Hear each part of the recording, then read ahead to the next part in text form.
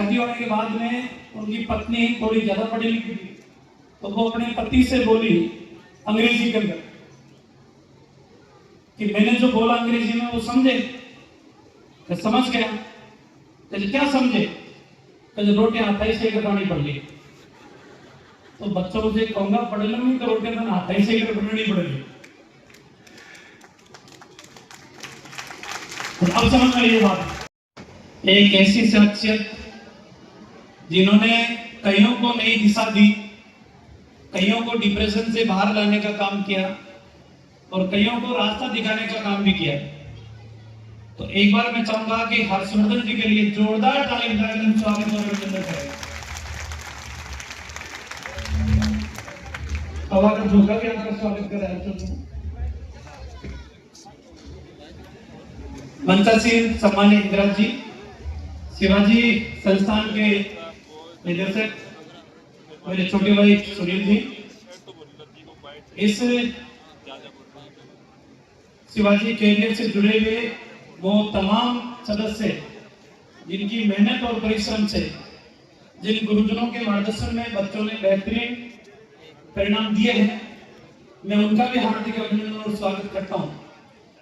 कार्यक्रम में पधारे हुए उन तमाम अभिभावकों का भी मैं स्वागत और अभिनंदन करता हूं कि आपके सहयोग से, आपके मार्गदर्शन से इन बच्चों ने ये मुकाम हासिल किया और 80% से ऊपर अभी मैं इंदिरा जी से पूछा था कि जयपुर जिले से कितने बच्चे हैं जो 80% से अधिक को आप सम्मानित कर रहे हो। तो उन्होंने कहा कि कल हमने ऑनलाइन रजिस्ट्रेशन बंद कर दिया था, उस समय 1300 कुछ रजिस्ट्रेशन हमारे पास हो चुके थे, लेकिन 300 साढ़े 300 ऑफलाइन भी हमारे पास रजिस्ट्रेशन हुए हैं।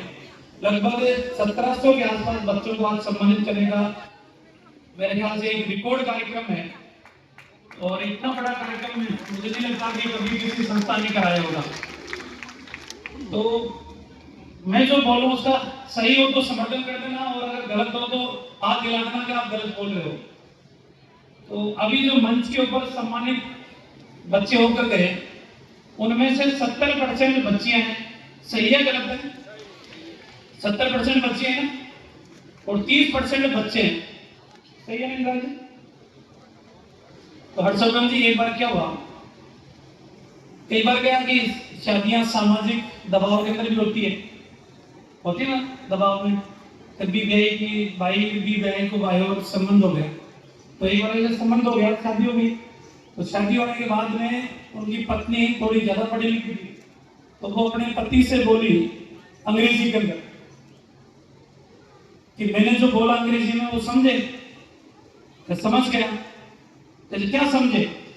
तो रोटियां हाथ से बनानी पड़ ली। तो बच्चों से कहूंगा पढ़ लो नहीं तो रोटियां तो हाथ से बनानी पड़ेगी। अब समझ में ये बात, ये बच्चे खूब हंस रही है, हाँ सही है। तो मैं विशेष तौर पे बच्चों से भी कहूंगा, अभी कुछ बच्चियां थी वो 96% भी लाकर भी उदास थी। वो 96 कैसी आई, 98 क्यों नहीं आई? अब तुम 96 के अंदर उदास हो, यहाँ 35 के अंदर भी खुश है। ये तो बच्चे बेचारे संस्कारी है, वो सम्मान देने वालों को पढ़ के पूछते नहीं कि अंकल आपकी कितनी, तो हमारी तो जमीन किससे है? वो 96, 97, 98 ये तो हमारी 3 साल में बनती थी। अभी गुरुजी कह रहे थे ना देवनानी जी कि जब मैंने 94, 95 के अंदर 10th की एग्जाम पास की, उस समय पूरे राजस्थान में सिर्फ 350 बच्चों में फर्स्ट डिवीजन थी और उनमें से भी मेरा फर्स्ट डिवीजन में सिलेक्शन हुआ।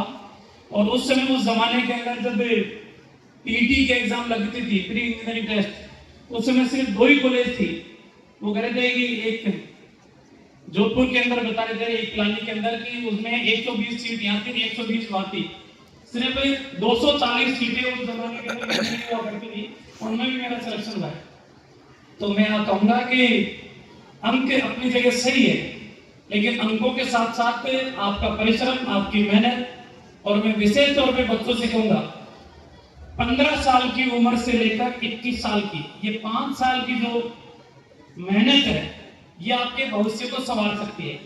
15 साल में आपने लापरवाही कर भी दी होगी, अगर पढ़ाई में ज्यादा ध्यान भी नहीं दिया होगा, वो कोई विशेष गुनाह नहीं हुआ, विशेष अपराध नहीं हुआ, आपका समय अभी गया नहीं है, आप जिंदगी की दौड़ में अभी भी वापस आ सकते हो।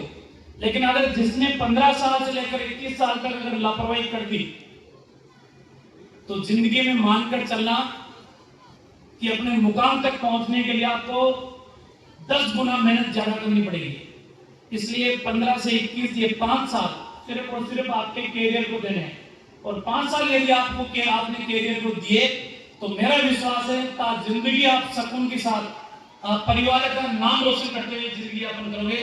इन्हीं शुभकामनाओं के साथ एक बार पुनः शिवाजी कैरियर इंस्टीट्यूट को मेरी ओर से ढेर सारी शुभकामनाएं, बधाई।